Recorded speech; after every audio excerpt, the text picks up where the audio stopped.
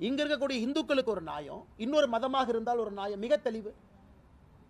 நீதிபதி அவர்கள் ஒரு நீதிபதி இல்ல சார், ஜி.ஆர். சுவாமிநாதன் அவங்க கொடுக்குறாங்க. அதுக்கு மேல டிவிஷன் பெஞ்ச் 2 நீதிபதி ஊர்ஜிதம் செய்றாங்க. அப்படி சொல்லியும் கூட கேட்க மாட்டேன் அப்படின்னு திராவிட முன்னேற்ற கழகம் நிற்கிறாங்கன்னா, தாஜா மத அரசியல் கையில் எடுத்திருக்கிறாங்க.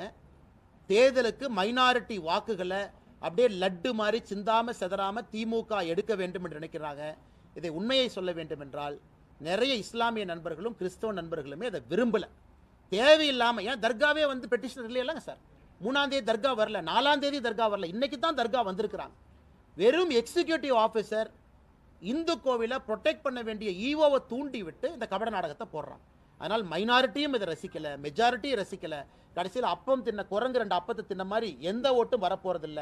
நடுத்தெருவில் தான் திராவிட முன்னேற்ற கழகம் இருக்க போறாங்க. 2026 தேர்தல் ஊர்ஜிதம் செய்யும் தேசிய ஜனநாயக கூட்டணி அமித்ஷாஜி அவர்கள் சொன்னது போல 3ல் 2 பங்கு மெஜாரிட்டியோடு வெற்றி பெறும்.